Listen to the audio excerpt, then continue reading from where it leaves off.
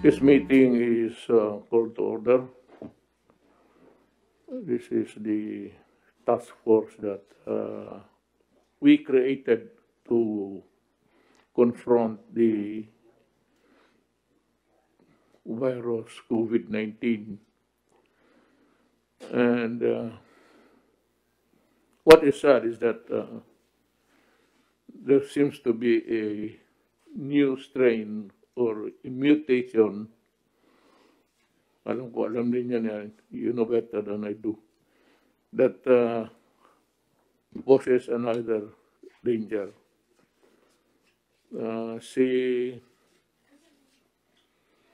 Sa Kortan nga sa Hulo is asking for a Navy blockade because there seems to be a new strain or a copy of that strain which has reached Singapore. Then nagdududa siya na may bagong strain, they were told.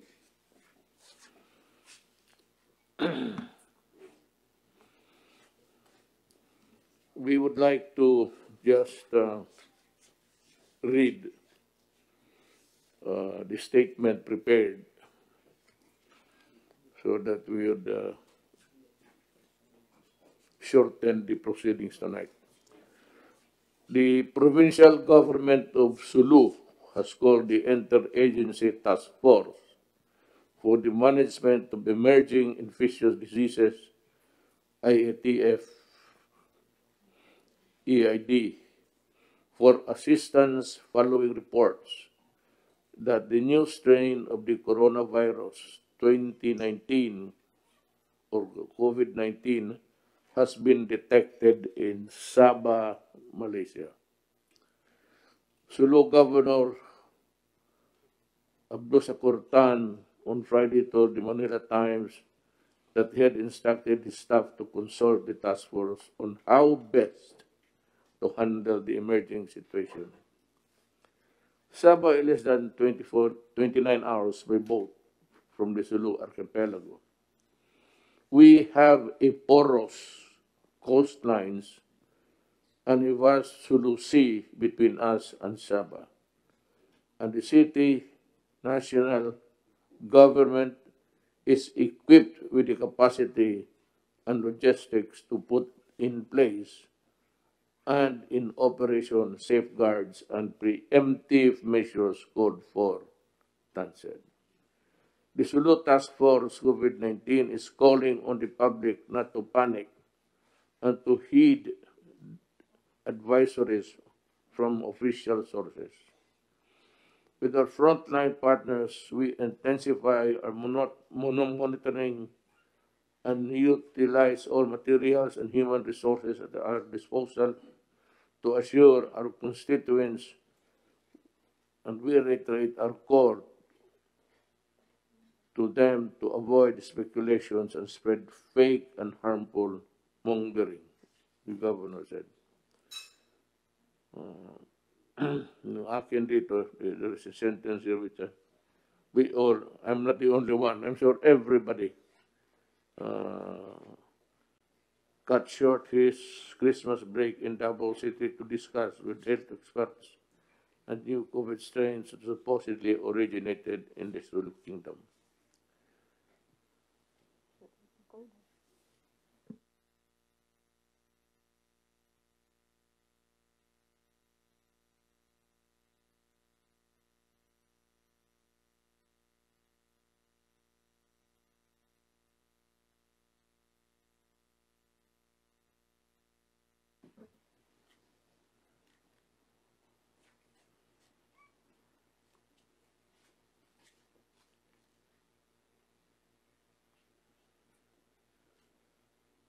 Yun na lang, hindi na yung iba.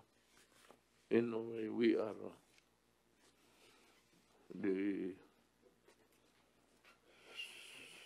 silent points there. The narratives that we hear today is actually, there is a new COVID-19 strain from the United Kingdom. If it is a COVID-19 new, walang nag-iba dito unless there is a mutation or a variant of that COVID-19. Ganun ang pagkasalita niyan. Now, prudence tells us that we should confront this emerging infectious disease.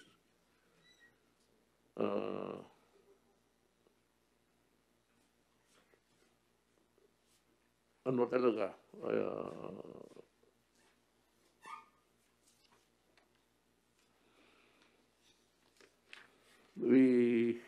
I have allowed kasi the face-to-face classes as pilot projects all over the country. With the new strain, true or not, maybe it's true because it's being validated in Germany and South Africa, UK. Yung order ko noon kay Briones that where is Secretary Briones? If she's here, I'm calling back the order, and I will not allow face-to-face classes of children until we are through with this. We have to, I said, we have to know the nature of the germ that we are confronting. Wala pa tayong alam, and I cannot take the risk of allowing the children. That would be a disaster, actually. So, mindful of that, I am canceling the order I gave a few weeks ago, to Secretary Briones of the Education Department to suspend everything, all activities of children, especially yung face-to-face classes.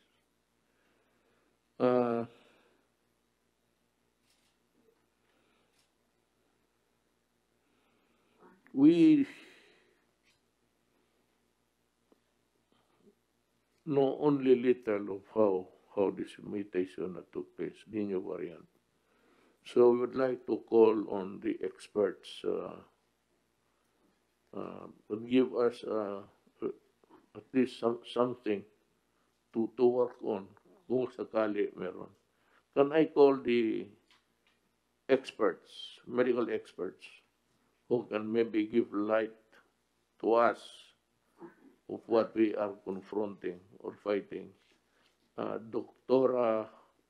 Marisa M. Alejandria. She's a member of the Technical Advisory Group of COVID-19. Is she here? Mr. President, Yes. Mr. President, with your permission, we have prepared a consolidated report coming from our experts. But before that, I will make the presentation, Mr. President. Then perhaps the questions can be answered by our experts whom we have invited. But with your permission, Mr. President, Yes. can I just have the honor of acknowledging the following experts. Dr. Marisa Alejandria, Member Technical Advisory Group for COVID-19. Dr. Mark Edsel Ayes, the Laboratory Manager of the UP Philippine Genome Center. He's over there. Dr. Celia Carlos, Director of the RITM. Dr. Alithea de Guzman from the DOH Epidemiology Bureau. Dr. Enrique Domingo, the Director General of the FDA. Dr. Nina Gloriani, Head Vaccine Development Expert Panel and Professor, UP College of Public Health. Dr. Teodoro Ted Herbosa, Special Advisor, NTF against COVID-19. Dr. Jaime Montoya, Executive Director, DOST Philippine Council for Health Research and Development. Dr. Annalisa T. Ong Lim, Member, TAG Group for COVID-19.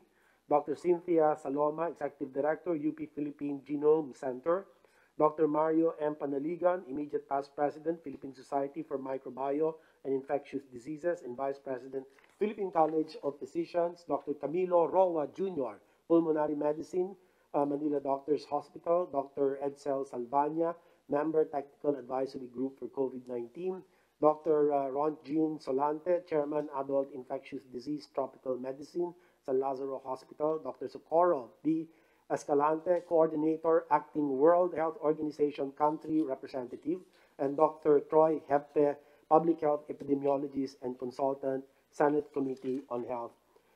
Again, Mr. President, we are appreciative of the presence of our various medical experts at a very short notice. And again, can I begin with my presentation, Mr. President? Yes, just if you, Yes. if I may suggest, Yes. since we are talking of an invasion, actually, of new microbes, kindly tell us how we could prevent it from entering the country, if at all we can. Mahirap yan, but somebody should tell us whether we should close the borders or close the entire country. That's one. And the second is, what medical interventions can we make to fight this deadly virus? So, it's yours. Yes, sir. Thank you, sir. I'll have a short presentation, Mr. President. Again, thank you, Mr. President, sa lahat po ng ating mga eksperto na pinaunlakan ng ating pong imbitasyon. I would like to share a brief situationer sa sinasabing new variant of SARS-CoV-2 na naitala mula sa UK. Ang paunang aksyon dito ng inyo pong IATF at mga karagdagang rekomendasyon mula sa DOH alinsunod sa payo ng ating pong mga eksperto. Ito po, ang new variant ng SARS-CoV-2 ay na naitala sa United Kingdom ay sinasabing mas madaling makahawa at mabilis raw po nitong napapalitan ang predominant na strain na COVID sa Southeast region ng UK at iba pa pong mga parte nito. Sa UK sa ngayon ay 5 hanggang 10% ng lahat ng COVID-19 specimens ay sumasailalim po sa genetic sequencing upang matukoy ang saktong strain or variant. Sa Kent, South England, ang average na sequencing coverage ay nasa 4%. Ang unang kaso na natukoy mula sa bagong variant ay noong September 20 pa. Base sa December 13 report, nasa 1,108 na individual sa England ang may COVID hango sa variant na ito. Ayon sa mga pag-aaral sa loob ng laboratories, ang bagong mutation ay nakadagdag sa kakayanan ng virus na maka-infect ng human and animal cells. Current evidence suggests 70% higher transmissibility o mas mabilis na pangahawa nito. Ngunit wala pa pong indikasyon na ang virus na ito ay nagdudulot ng mas malubhang karamdaman at na maapektuhan nito ang pagtalab ng bagong bakuna kontra COVID. Sa ngayon, higit sa 40 bansa na ang nag-impose ng temporary travel restrictions until December 31 para sa mga pasahero na nagmula sa UK. Next slide, please. Dahil sa inaasahang pagtaas ng mga kaso ngayon kapaskuhan, minabuti na ng IATF na magdoble ingat at magrekomenda ng temporary travel restrictions. Alinsunod po sa IATF Resolution number 90 na inyo pong inaprubahan noong Disyembre 23 na siyang lahat ng paglipad o biyahe galing sa UK ay pangsamantala munang sususpendihin mula ika-24 hanggang ika-31 ng Disyembre. Kabilang sa mga hindi makakapasok sa bansa ang lahat ng mga biyahero na nanggaling o nagdaan sa UK sa nakalipas na 14 na araw. Para naman sa mga nasa biyahe na at dumating sa Pilipinas bago alas 12:01 ng December 24, sila ay dinala po sa Clark upang tapusin ang 14-day quarantine period, ano pa man ang resulta ng kanilang RT-PCR. Ang detalye sa susunod na slide po. Nakapagkasunduan din ng IATF na balikan at aralin muli ang naturang travel restrictions bago mag-lapse ang effectivity period. Kaugnay na rin ang bagong risk classification na pag-uusapan po at irirekomendang muli sa inyo pong tanggapan na mahal na Pangulo. Ito po yung new quarantine community quarantine status covering the period January 1 to 31st. Next slide po. Ito naman po ay galing sa kay Kalihim Vince Dizon. At dito po makikita po sa mga larawan sa kanan ang protocols sa kanilang pagdating. Ito po yung mga galing UK o dumaan ng UK na dumating po. Sila ay inihiwalay sa ibang mga pasahero at pinaswab. Pinoseso din sila ng ating immigration para ma-confirm kung sila ay mula o dumaan sa UK. Pagkatapos nito, inihatid po sila sa New Clark City para doon tapusin ang 14-day quarantine. Ang kanilang mga swab samples ay padadala rin sa RITM and Philippine Genome Center para sa karagdagang pagsusuri. Ayon sa NTF report mula December 22 to 25, umabot na po sa 79 na pasahero mula UK ang dumating sa bansa, 72 ang dumating sa NAIA habang 7 ang dumating naman po via Clark. Sa 79 na nagmula po sa UK, 2 rito ang bumalik na sa UK, samantalang 77 ang nanatili dito sa Pilipinas. Base sa report kahapon po, 59 na ang mayroon ng test results, kung saan 53 ang negative. Ngunit may isa pong nagpositibo sa COVID at inaantabayanan natin ang 23 na natitirang resulta. Pero yung testing po nito, Mr. President, hindi po nangangahulugan na ito na po yung new variant. Dahil magsasagawa pa po ng pagsusuri ang ating pong mga eksperto mula sa Philippine Genome Center. Next slide, please.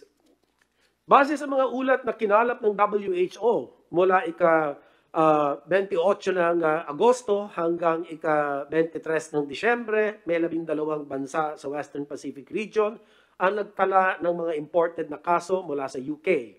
Kabilang po rito ang Hong Kong, China, Singapore, New Zealand, Korea, Japan, Malaysia, Solomon Islands, Vietnam, Australia, Taiwan, and Cambodia. Sa mga ito, 3 bansa ang nakapagtala ng mga kaso base po sa bagong variant. Sa Australia ay may 4 na kaso na natuklasan habang naka-quarantine.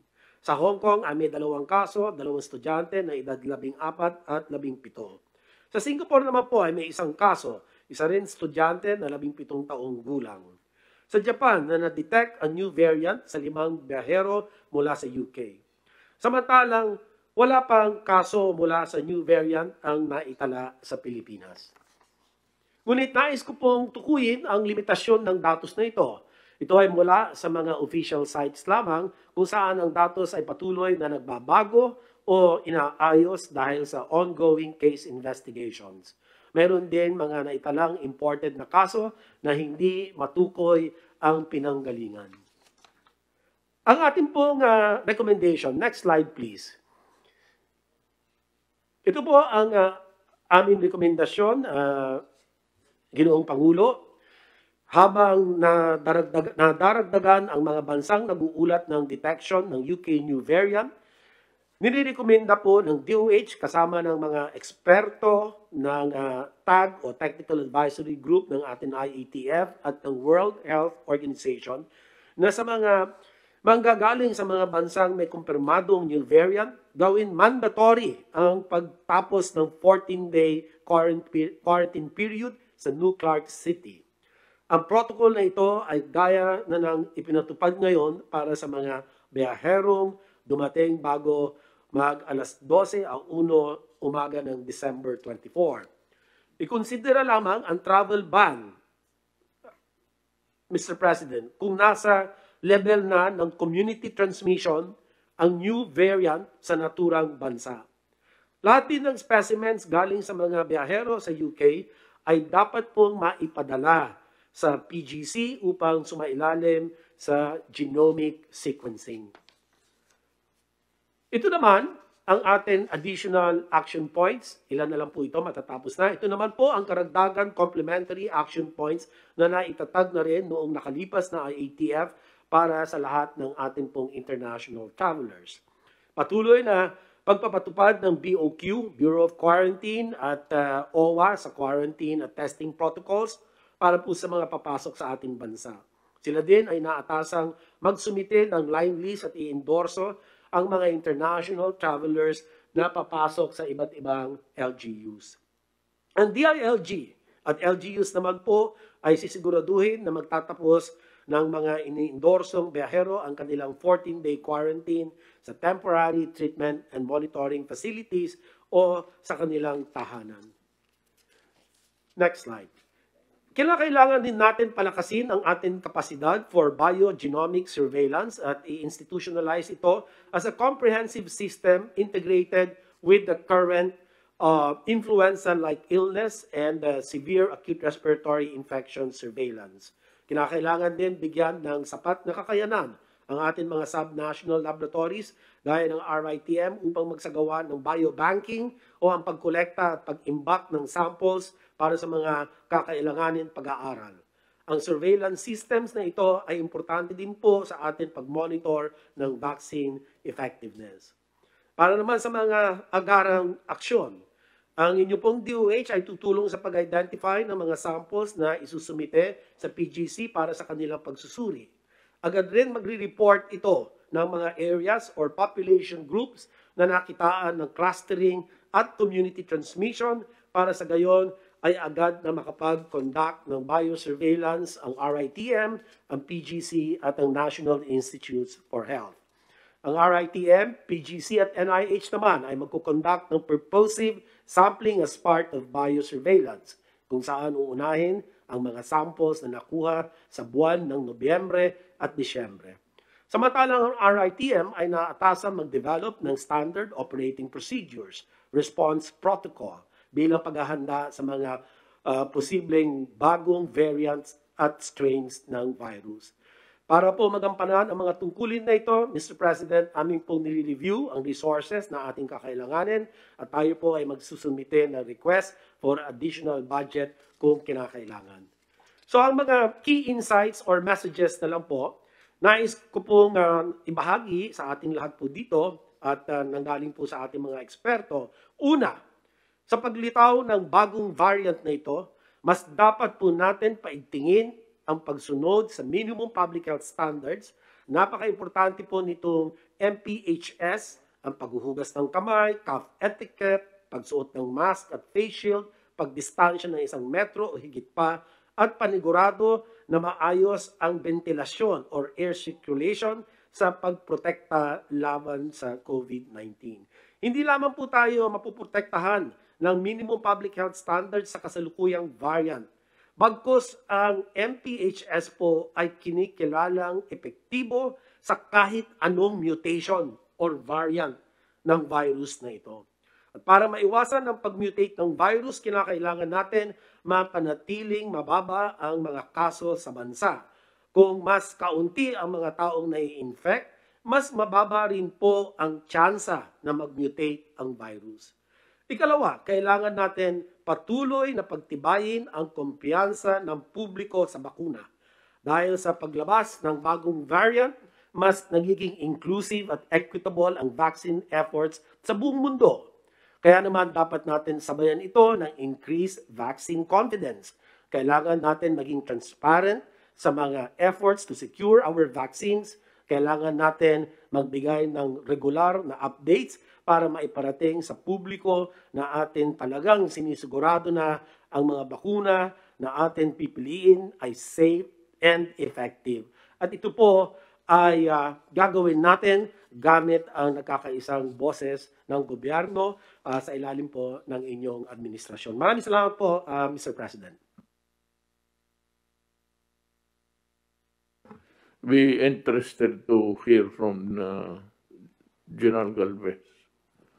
The steps they have taken so far to, I said, confront this new virus. Sir, at the NTF, we have already coordinated with our response team, and we will intensify our surveillance in the different airports.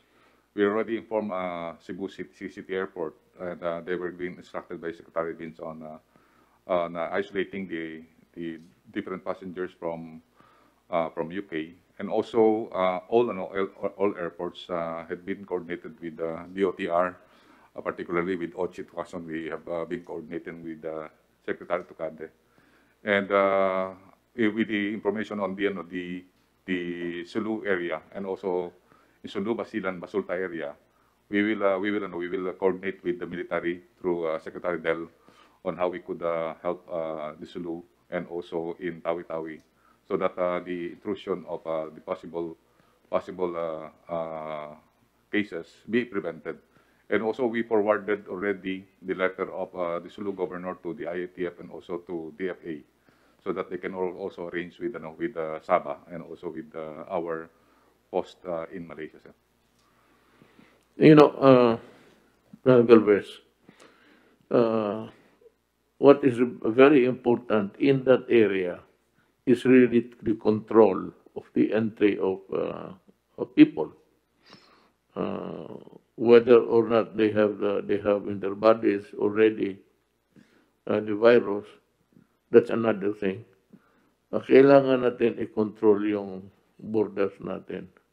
And maybe General Lorenzana might be able to harness the assets of the Philippine Navy, additional Yes, Mr. President. patrol ships. Maybe we should also ban the movement of people from Sabah to Sulu.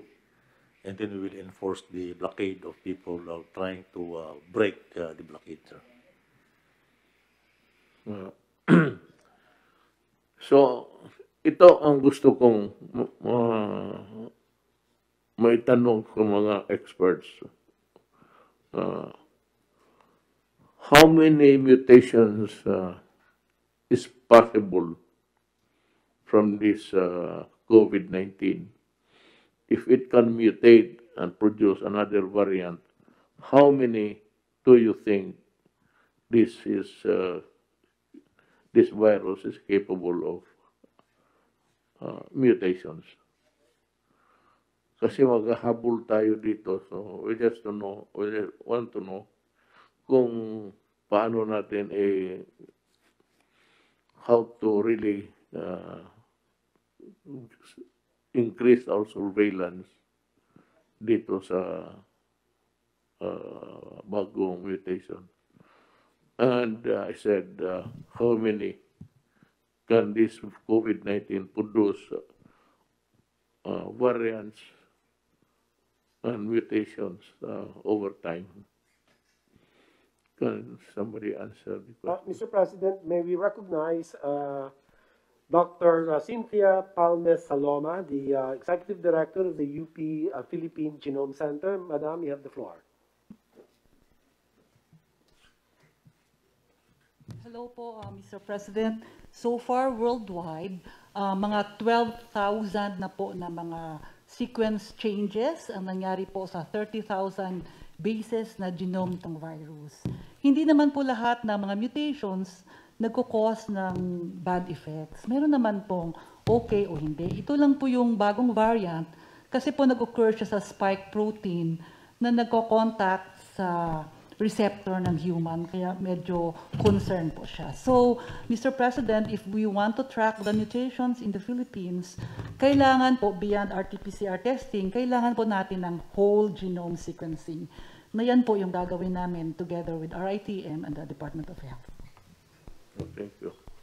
Well, I'm glad to know that there's an agency or body that takes care of this, just in case. Ang pangalawa is there a need for us to prepare against, make preparations against this new strain? Ano ang, or if they are, for example, passengers coming in from UK, from other places, not necessarily taking the airlines from UK, but others. Paano ito? Same control ang gagawin natin. Kung palabas na sila, maybe there are those going home for the vacations, for the season. Dumaan muna ng ibang lugar, but galing UK.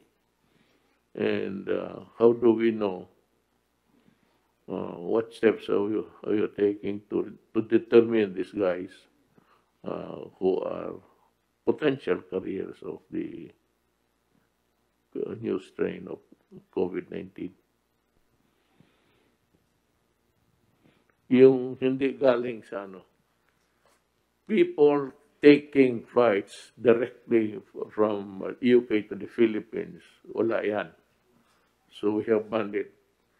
But for others who are from UK or working and passing to other places and taking flights, not necessarily airlines, from the British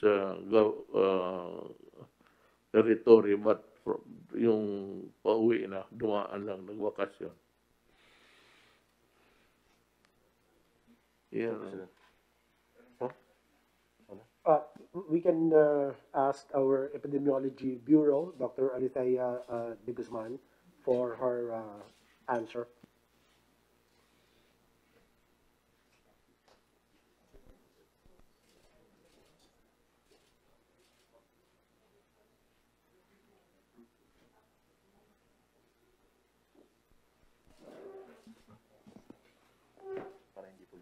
Sige po. Mr. President, good evening po. So, tama po kayo, sir, no?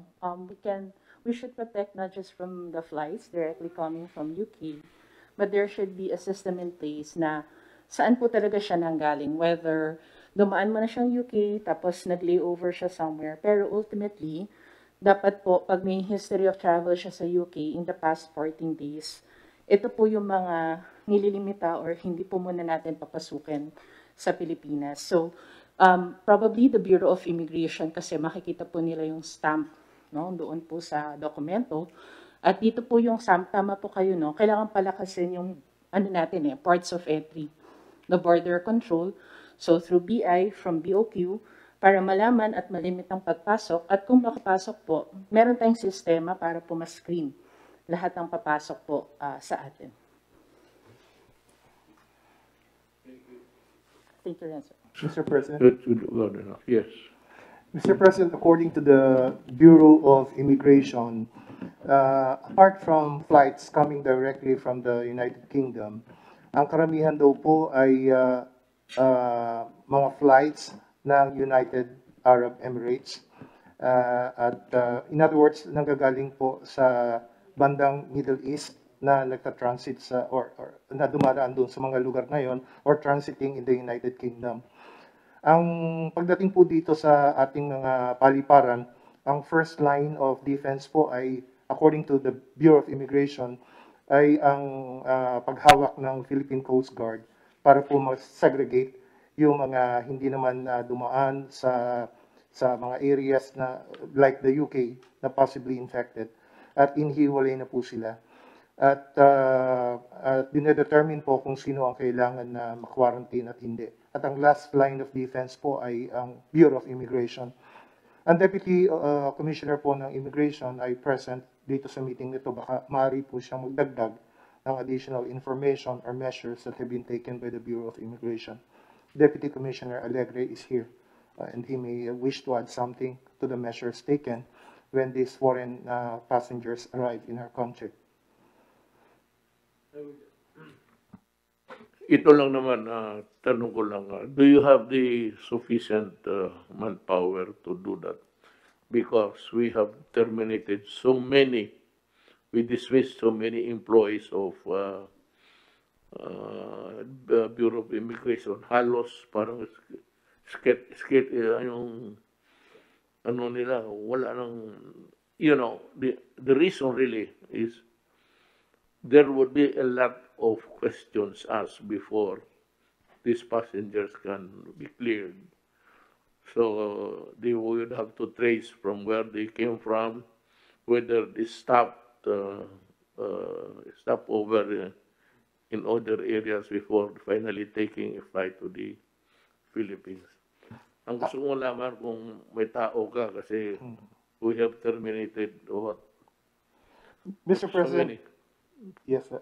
Yes, sir. Ganun nga po ang ginagawa ng Bureau of Immigration dito sa mga foreign arrivals na to.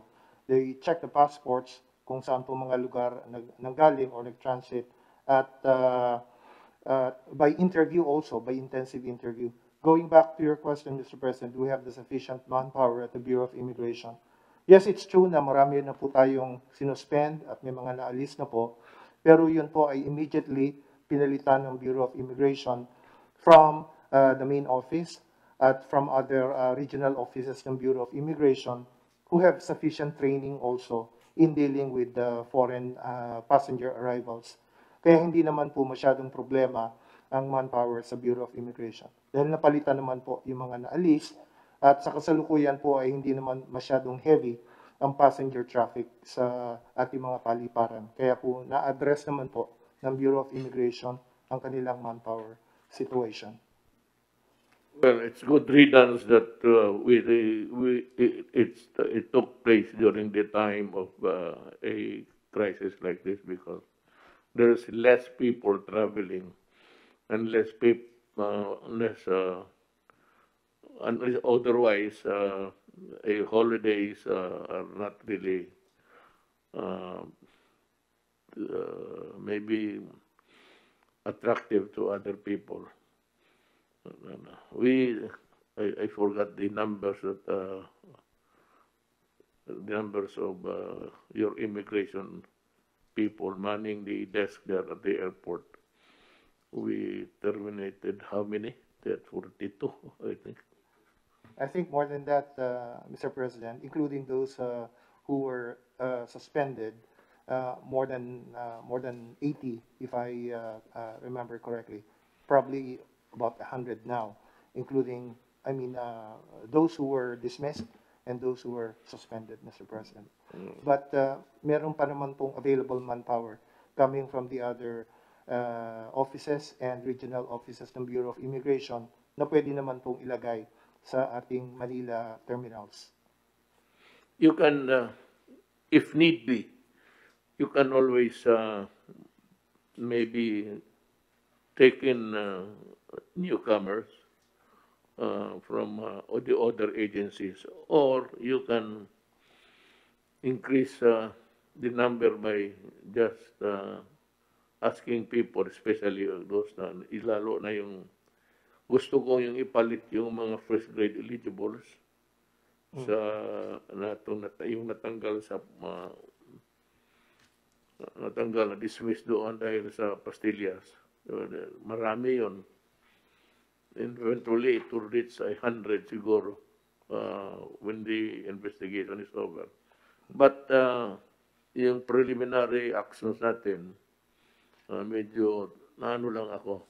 But I now follow your trend of thought that this time there is less travel and people take care of people. But there will be so many questions asked. Malaki ang pila dyan kung ganun. Well, anyway, it's a blessing in disguise that there are less people to attend to dito sa immigration table.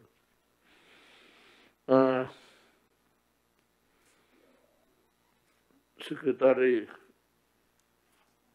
Duque, do you have an office or agency under you working also on this other from UP, working to find a vaccine? Is there people there. Mr. President, if I may, vaccine-wise, there's a process, the DOST, ang nangunguna po, lead agency sa vaccine development, together with the vaccine expert panel and the single joint ethics review board and the FDA.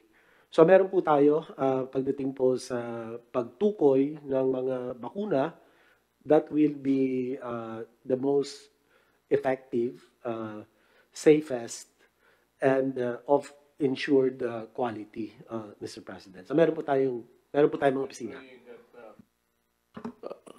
The Philippines can produce a vaccine on our own, made or manufactured out of the brainwork of people who are Filipinos. I think UP is one, and the UST is working on it.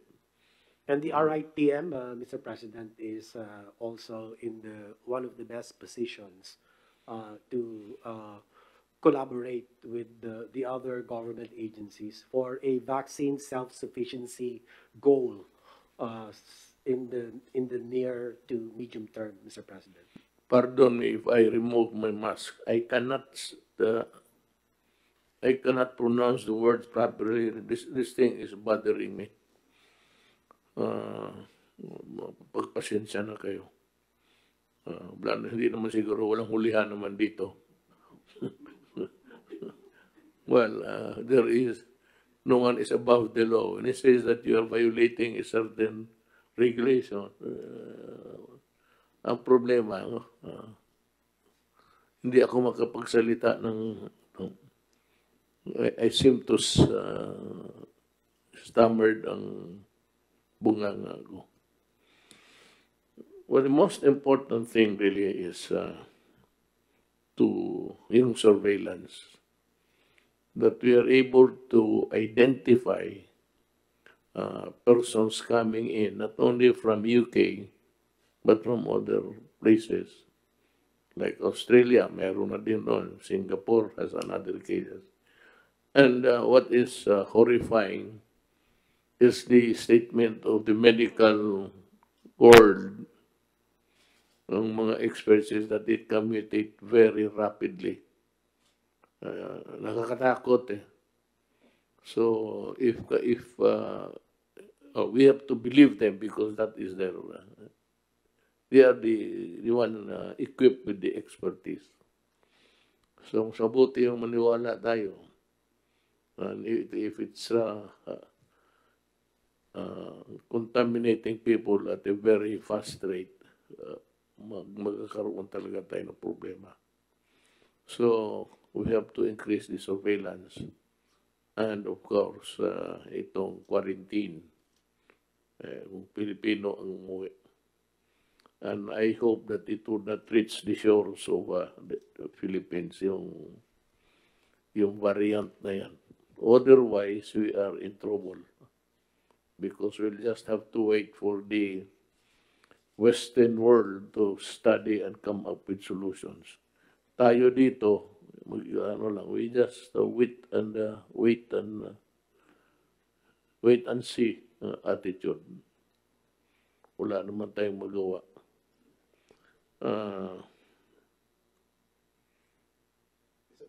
Oh yes.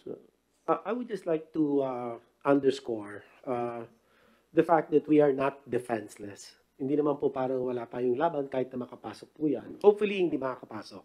Pero kung makakapasok naman po siya, Mr. President, please be reassured that the mechanisms, the systems, the policies are already all in place. And what do I mean by this?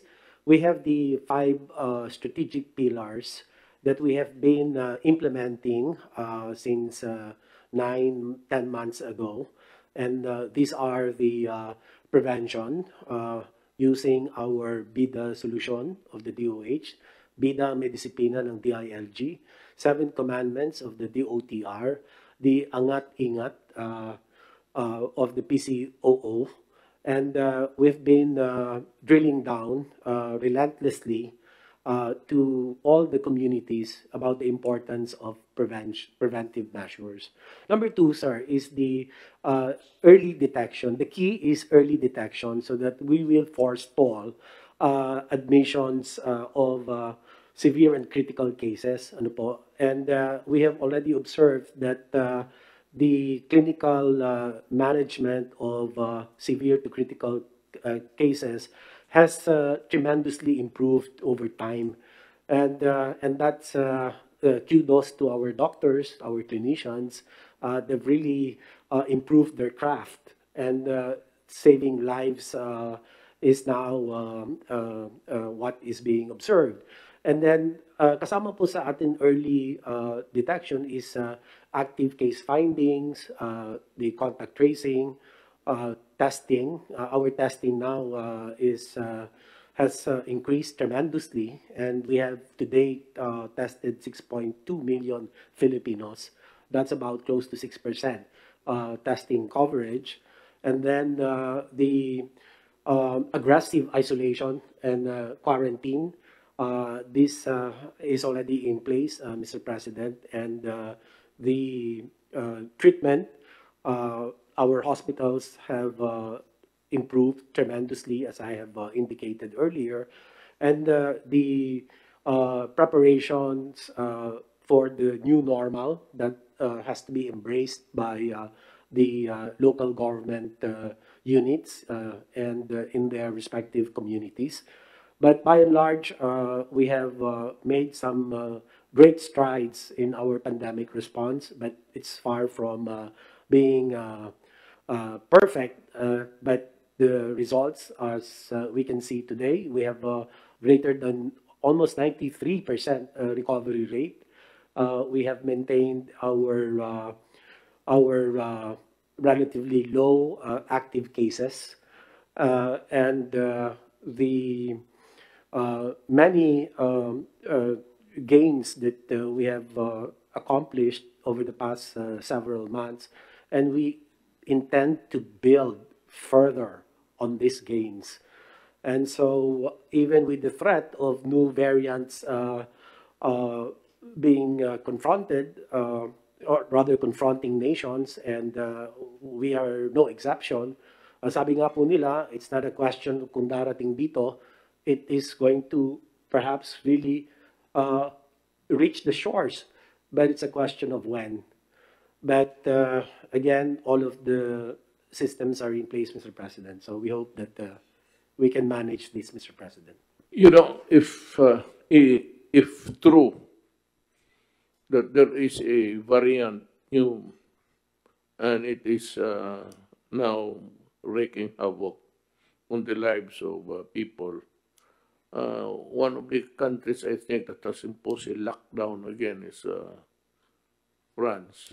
Kaya gusto kong malaman sa inyo, kung magdating dito, are we going to impose another lockdown until we find out what we can do? From the medical, we invited guests. Can somebody, so that we can prepare actually, I'm making some projections. I hope that it would not reach the Philippines. I pray and I hope. But I said, make some projections. Sabi mo, it's not a matter of whether or not it would reach the Philippines. It will, until we decide to close the country. But that is not possible. And so now, kung magdating itong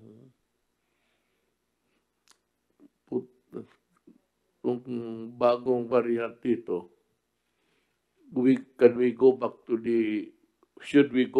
the lockdowns again? Yeah, General Garbes, what do you say? Sir, I believe we must apply some proactive measures, particularly on DFA, that they will have an advisory, particularly UK, that most of our kababayan there should not go home because they will be having yung 14 days quarantine. maybe also we also discourage muna from the Europe area through maybe also with the DOTR that air uh, all passenger airlines should have a stringent border control in terms of the identities of the passengers coming into the Philippines. Particularly, dapat sir mabigyan natin ng instructions sir yung mga recommend ko po kay Secretary Tucade to give instructions to the different airlines coming from Europe na talagang busisiin po yung kanilang mga passport na baka mamaya daw sila nang galing sa UK. And maybe yung DFA po sir, they have some sort of advisory na those people na mga kababayan natin sa UK for the meantime, considering of the incidence of the mutation of new variant, na dapat i-discourage po natin na wag muna sir bumalik dito sa Pilipinas. And then also tama po kayo sir na dapat magkaroon tayo ng active surveillance through the LGU dahil hindi po natin alam na ang nagkaroon lang tayo ng tinatawag nating order was only last December 23. Baka hindi po natin alam na may nakapasok na po nung mga naunang mga buwan. And we should have some sort of discrete investigation using also yung ating armed forces at yung PNP na baka may mga balikbayan na galing ng UK na nandun na po sa mga areas. So we need really to have yung active surveillance, lalo na po yung mga nakadating po dito. Based po sa text po ni Sec Liling na nandun po sa Singapore yung kanyang anak, meron na pong isang identified na strain sa Singapore. And it was already confirmed sa anak po ni Sec Liling na nandun po. So maybe ang mangyayari din po, yung mga ibang countries like Japan na meron ng 5 ngayon, it may happen na talagang po natin. Ang isang po natin na pwede po natin gawin po sir, isa talagang mag-designate tayo ng quarantine, special quarantine area for those who will be later identified na para po talaga ma-isolate natin mabuti. Kasi yun po, time will come talaga na Mr. President, na baka magkaroon po talaga ng strain dito. We should be prepared kung saan po natin talaga yung mga tao po na para ma-isolate po natin sila na. So yun lang po, mahal Pangulo. Mr. President, can I make a comment, sir? On your question, sir, if we had to tighten the lockdown, I think the IETF should put a threshold kung ilan yung araw-araw na lumalabas na, then we may be able to, we might enforce again tighter lockdown. Sir.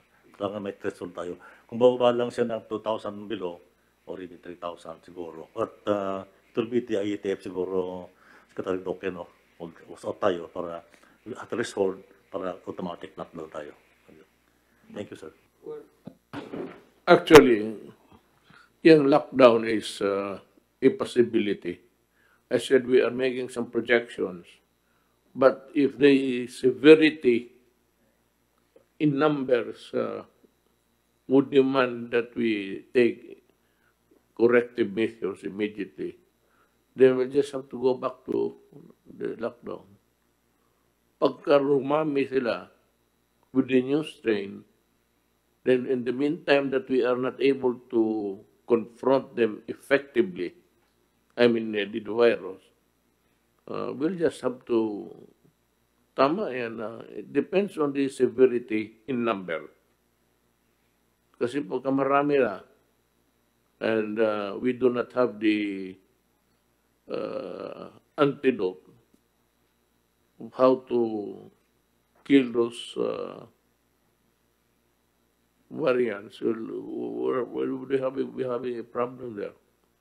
And of course, we would also be hard-pressed on looking for the money, for the expenses in the meantime. Magastos yan. Yes, John, you. Yes. As of now, Mr. President, our situation in the country is manageable if we are just talking on the local COVID situation. But we have really to guard or to watch out is the international borders because the variants or the new strain is coming from those identified countries. Kung mapapantayan po natin yung ating international ports, kung po pwede, maimbudo natin sila sa 1 or 2 international ports lang. And tulad po ng sabi ni Secretary Galvez, ready tayo sa quarantine facilities. Then we can isolate yung situation on the local and find if there is anyone who is able to pass through, yun po yung hanapin natin. Right now, there's no necessity to call for a lockdown, but probably more on controlling the flow from the international. If ever, probably we may not have to declare lockdown in the country, but we may have to close the border if there is a real situation that would occur later on. So, for the quarantine naman, sir, we'll make sure that the LGUs will see to it that anyone who gets contact with a person coming from UK or from the 4 countries enumerated, i-quarantine po sila kahit home quarantine just to ensure na hindi sila makagalaw. That way, I think we can control the situation. Mr. President. Yes, Secretary Dugade. Thank you very much, Mayor President. Noong naglabas ng protocol at guideline ng IATF, saka ang DOH, nag-zero in ho tayo sa UK. From December 22 hanggang ngayon, zero in tayo sa UK. Nung naglabas ho ang IATF ng protocol, rinivisit and strengthen namin sa DOTR yung tinatawag ho namin na one-stop shop sa pamunuhan ng OTS, Office of Transport Security, si General Raul Del Rosario. Kaya nga ba't nung December 22, nalaman namin na ang pumasok from UK 2 pasahero. December 23, 54 passengers. December 24, 6 passengers. December 25, 17 passengers.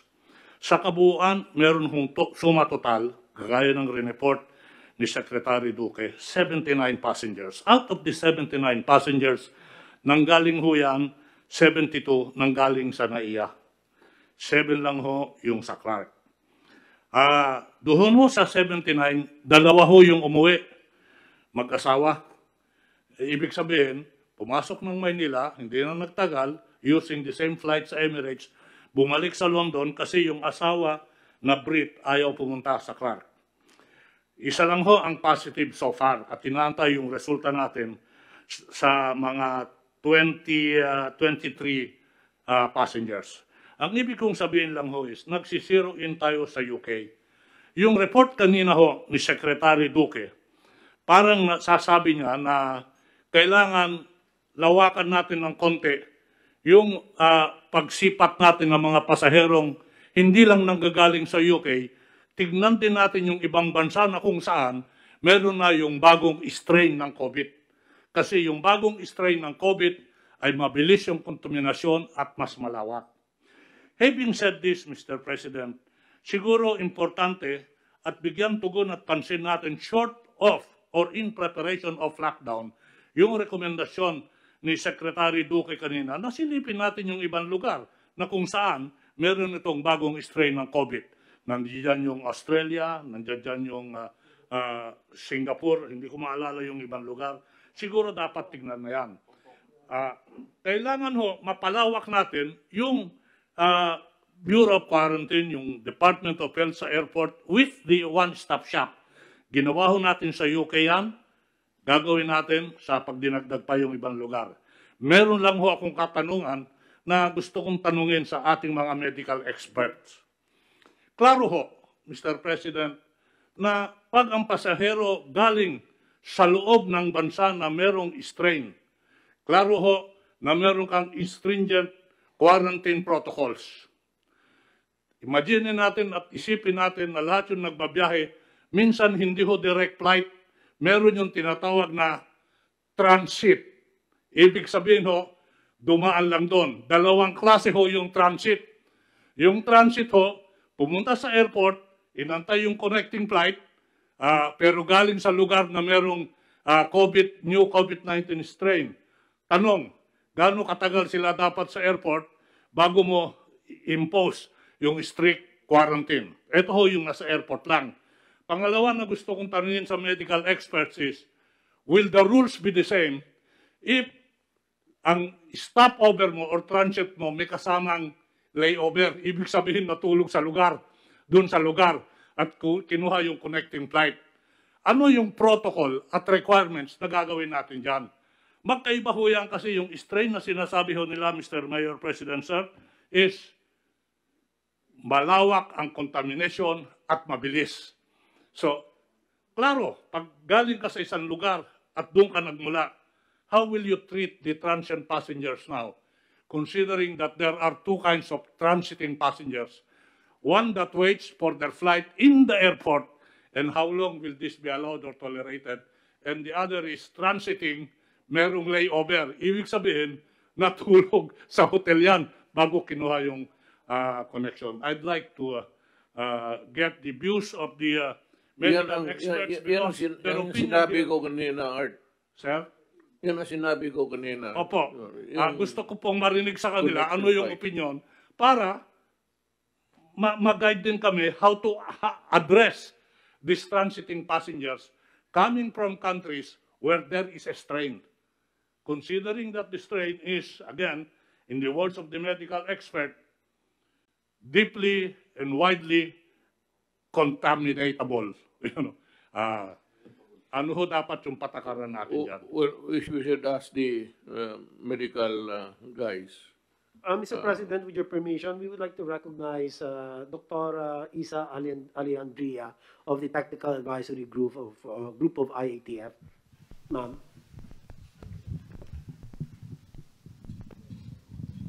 Thank you. Good evening po, Mr. President. Regarding the question of Secretary Tugade, napag-agreehan po namin mga experts, medical experts, that with regards to the travelers coming from any country with a reported UK variant, whether transit or coming directly, the quarantine will remain as 14 days. It's strict implementation of 14 days. And regardless actually of whether we're dealing with a variant or a mutation or the regular COVID-19, the duration of quarantine remains at 14 days. We need to strictly implement the 14 days. Siguro we would like also to clarify, the mode of transmission remains the same, respiratory droplet, and this virus, we expect the mutations. So to impose a lockdown or travel restriction will not be sustainable in the long run. So kailangan pa rin po yung implementation ng minimum public health standards, face mask, face shield, as discussed earlier, cough etiquette, hand washing, air circulation, then yung quarantine. Whether there is a mutation or not, these are still the standards that have to be implemented. And this virus also, yung variant po, there is no evidence at this time or data that shows that it causes the more severe form or it's more virulent. Mas mabilis lang yung transmission pero hindi siya nagkakos ng mas severe disease that will cause critical form of the disease or more hospitalizations. Sa ngayon, hindi pa yon nakikita. Mas mabilis lang ang transmission kasi nag-mutate nga dun sa protein kung saan yun yung nag-a-attach sa virus sa loob ng katawan. So yun po yun. Kaya we expect the mutations to come kasi that's the natural evolution kasi ng virus. It's their way of survival. As they replicate, they mutate. But not all mutations are significant. So far, di ba, last July, yung first mutation, yung D614G, na pumasok na sa atin yun. Kaya nagkaroon tayo ng surge noong August. And then this time, we're trying to prevent the entry of the UK variant. And tama po yung ginagawa natin ngayon na we're restricting travelers coming from UK, and we also need to check on other travelers coming from other countries where the variant is also reported. Kaya may plans po ng surveillance, biosurveillance ang Philippine Genome Center, RITM, NIH together with DOH para ma-monitor natin yung mga pumapasok na variant. So we need to strengthen the biosurveillance system so that we are on top of the situation, no? Aware tayo na may pumapasok na variants. And these variants are important to be monitored kasi may impact din sa vaccines, sa efficacy ng vaccines natin or effectiveness ng vaccines eventually. So in the moving forward, kailangan ma-set up or ma-strengthen yung biosurveillance system. And para malaman natin kung meron ng UK variant dito, yung November-December samples natin ay i-analyze ng Philippine Genome Center and RITM. Yun po, Mr. President. Mr. President, sir. Number one is a clarification. So I take it then that whether you come from the city or state where there is a new strain, or from the airport lang taking a transient character, strict. That is for passenger at para sa tao. Ang tatanungin ko lang kasi transport ako, what will be the rules for cargos? Kasi kaya nung meeting natin noon, kung may transmission sa cargos, will the rule of the game be the same with people and cargo? I'd like to listen with the permission of the Mayor President with the medical experts. Let me go back to itong transit. Some are taking flights and then connecting. Kung wala ng iba, there are countries whose airline make flights to the Philippines. Ang iba naman talagang layover. He has to spend the night there. Alam mo, ang tingin ko dyan, whether or not it is a transit situation or a layover, para sa akin, it's the same. The virus is carried by people, and baski na doon sa sinasabi natin na transit, they have to deal with people whether they like it or not. They have to go out and go to the counter and talk to people. So ang virus, whether in transit or just a connecting flight for the following day, ganun rin ang ano eh. So I think that yung response natin should really be, we consider them as one. We lump them as one. Now, itong scenario, naunahan mo lang ako, I'd like to ask Secretary Duque and DOST, nandito ba si... I would like them to, or government itself, the offices, should create another task force.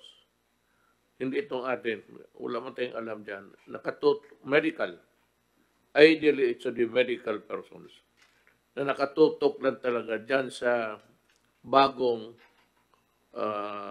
strain, whether or not it is here or not, and whether it is as virulent as itong, sabi naman niya, doktora, hindi masyado,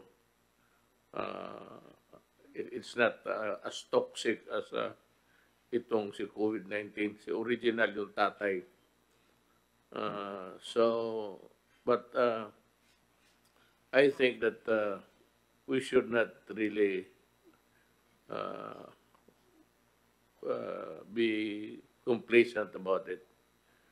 We should treat them as a deadly disease that could be entering the Philippines. Mahirap kasi ang ano tayo whether or not itong ano na ito is as virulent or as toxic as COVID-19.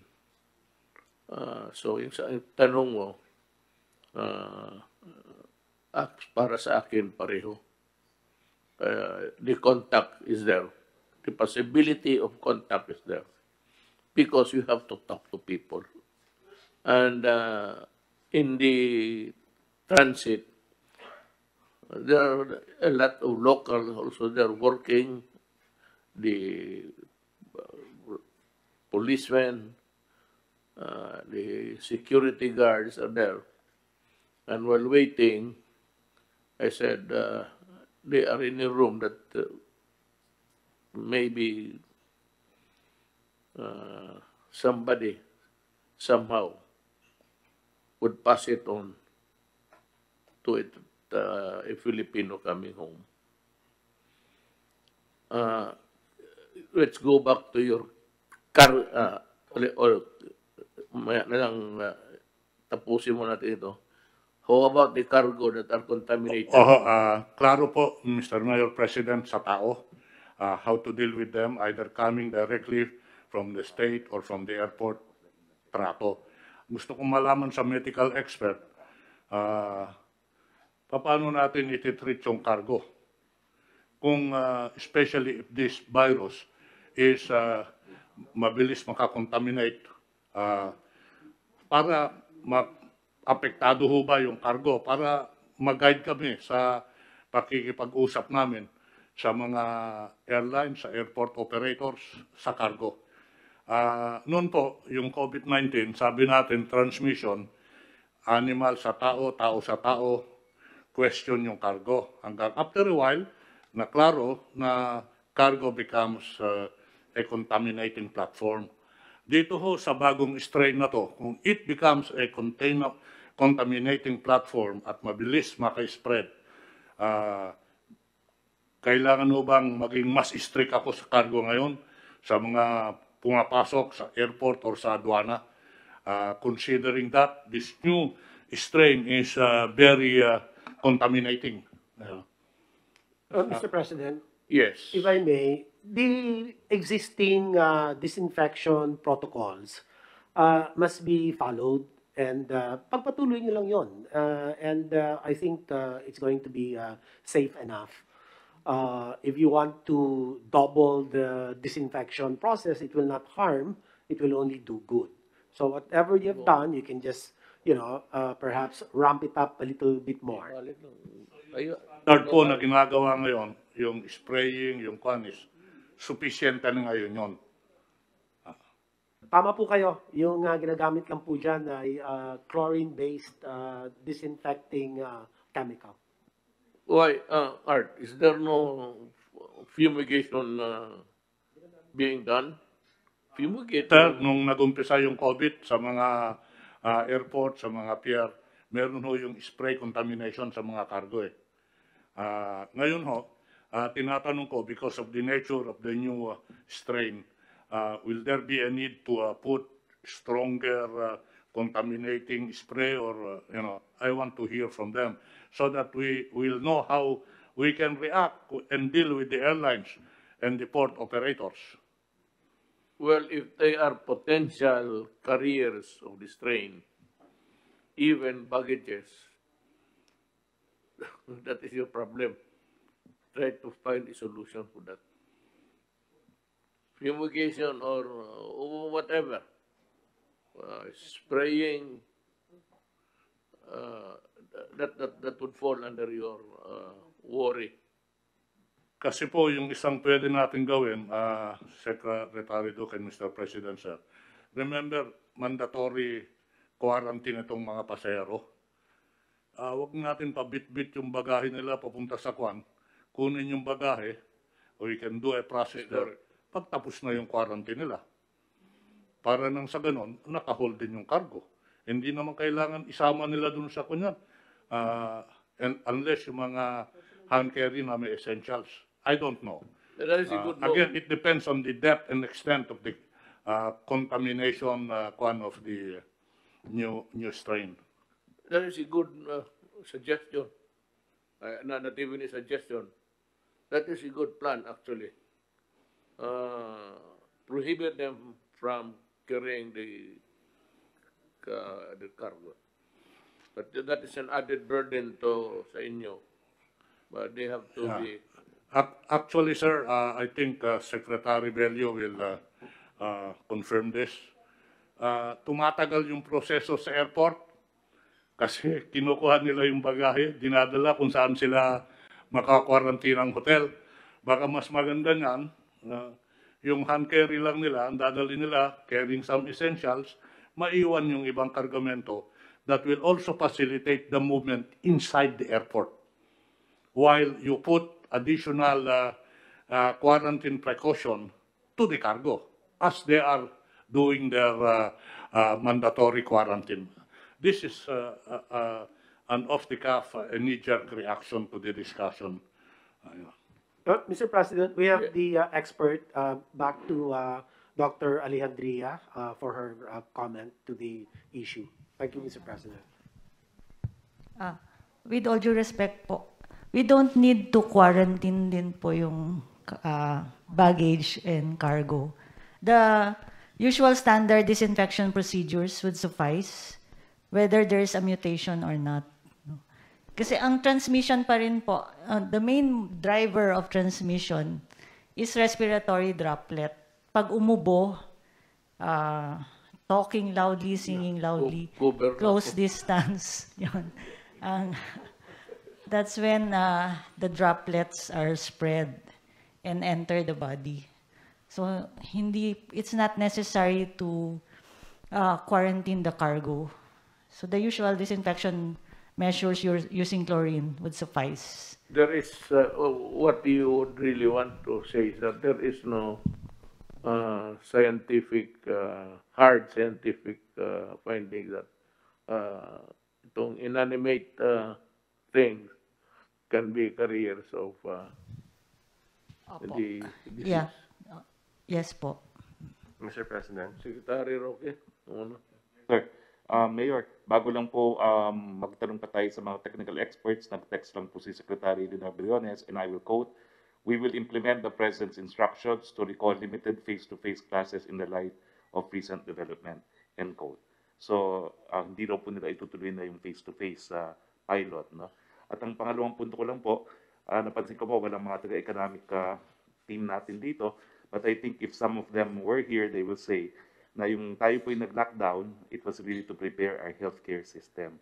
So siguro po, if we are sure that this will become more virulent, although mababa po ngayon ang ating occupancy rate pagdating po sa ating mga isolation facilities, sa ating mga ward beds, sa ating mga ICU beds, maybe we should now take steps to even add more, no? Miski mababa pa po yung utilization natin, just in case talaga nga pong napaka-virulent itong bagong strain. Maraming salamat po. Yes, Secretary Nograles. Thank you, Mr. President. So, para lang maintindihan natin to, Mr. President, it seems like what the experts are saying, and correct me if I'm wrong, yung mutation lang ng virus is the mutation made the virus stickier lang. Right? Because you're saying yung characteristic ng virus na kumapit is now stickier. Is that what the experts are saying? That's why tumaas ang virulence niya because of yung pagdikit niya sa mga cells ng tao is because nandun yung protein that made it stickier. Ganun ba yun? Mr. President, if I may, the current strain that has been the subject of our discussions has not been proven to have increased virulence. Only increase in transmissibility. Mabilis lang maghawa. But the virulence or the extent, the pathogenicity is the same basically with our current strain. So hindi naman siya mas gumrabe o mas serious yung kanyang sakit na idinudulot. Mas mabilis lang po. So mas mabilis lang siyang makahawa. Pero Meron dito, I think we are updated well. Spain, the government reported the first confirmed the variant of cargo. Pumasok talaga doon. Despite of their, they were the ones closing the border also. Takot yung mga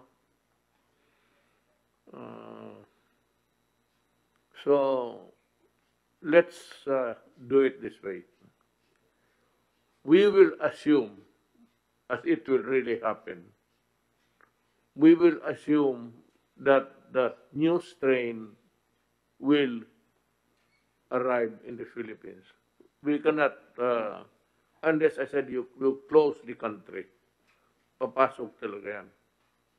So let us proceed on that premise that this strain will, that's why I said task force, so that we would be advised immediately or in advance. Papasok yan dito. So, ang ating yun is, yun ang, yung quarantine, tapos, sabi ni ma'am, doktora na, yung namang, hindi naman dumedicate sa inanimate things. So bagay, hindi magdikit. It will not thrive. It will die if it sticks to the cargo.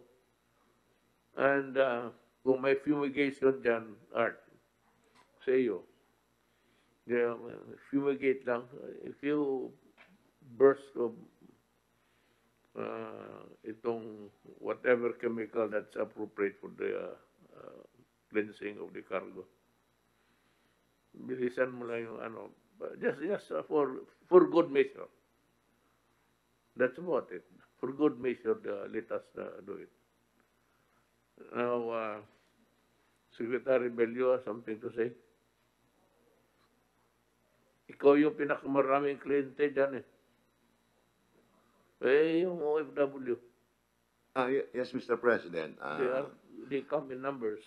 I was also toying with the idea na kasi ang ATF resolution is to prevent the entry of foreigners coming from UK at inaalaw yung mga OFWs. I think, Mr. President, it is also good to consider na isama na rin sa restriction even yung mga OFWs natin. Kasi it is reported by our labor attachés, Mr. President, that some of our OFWs, especially in UK, have been contaminated by this variant COVID-19, Mr. President. No wonder. It's very natural. If you are in a community that is affected by this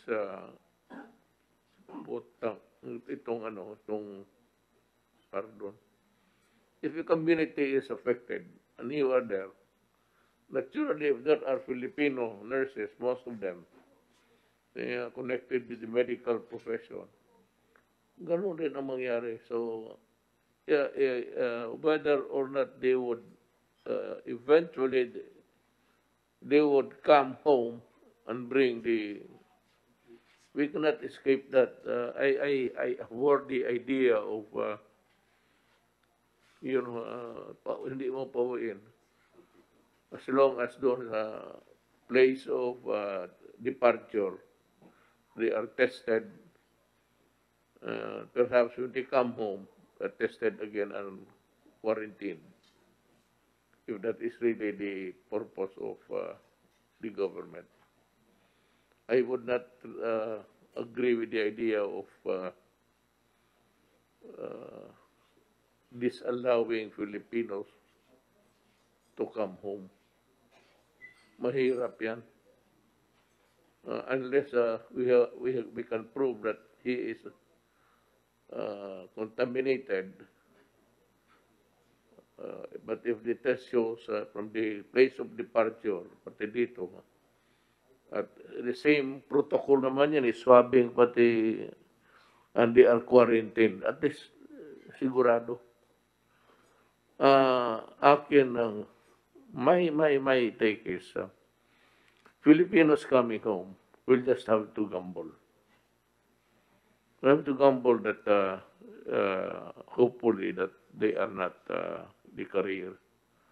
But yung British foreigners, uh, gusto ko sila, huwag mo nang pumasok. Kung mahawa lang naman tayo, Pilipino, por mahawa tayo ng puti, that is a disaster. So, Mr. President, sarado talaga ang ang Pilipinas. problema kasi, Mr. President, yung mga manggagaling sa UK and in other parts of Europe, ito yung mga magbabakasyon lang, Mr. President. Hindi ito yung mga displaced because of COVID-19. Kasi karamihan ng mga OFWs natin who were displaced because of COVID-19 opted to stay because they're enjoying yung kanilang insurance benefits. Ang insurance benefits kasi ng mga workers in Europe is more than 1 year. Hindi kagaya sa atin dito na 2 months lang. Doon ang unemployment insurance ng mga workers is 14 months. Kaya they can afford to stay and wait for the possibility of going back to normalcy. Kaya karamihan ng mga uwi going from UK are for vacation, Mr. President. Kaya kung yun ang purpose lang naman nila, wag na natin na lang sila pauwiin. And by the way, Mr. President, konti lang naman yung manggagaling dyan sa UK and other parts of Europe. Karamihan ng mga nare-repatriate ni Secretary Tugade, manumbering from 1,500 to 3,000 a day, galing ito sa Asia and the Middle East countries, Mr. President. Kaya yung mga Mr. sa President, Europe, Hanggang ngayon ba the numbers are steady? You have the average Filipinos. Mr. Mayor President, we can submit those numbers. I don't have them now, but I can submit it first hour, even tomorrow, Sunday. I can give it. No need. I just want to know because the experts are here.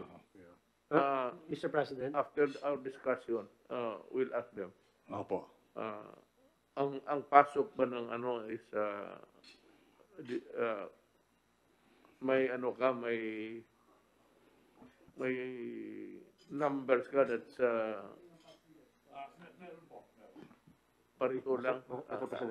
Ano, the volume.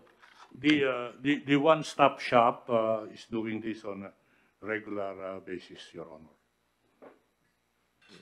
Mr. President, may Yes. back in, please, sir. Yes, sir, I have here the record of arrivals from December 21. December 21, 1,477. December 22, 1,411. December 23, 19. December 24, 14.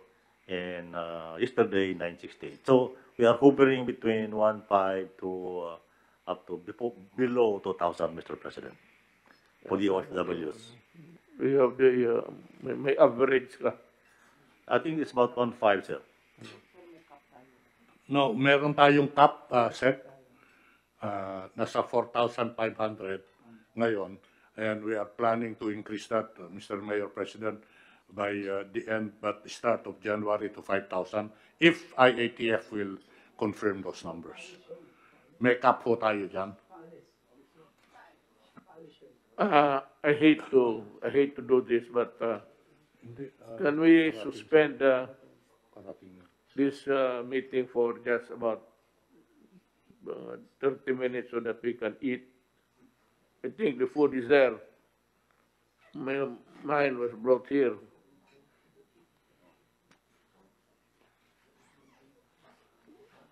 Session suspended. You guys, you get the food. I don't know where.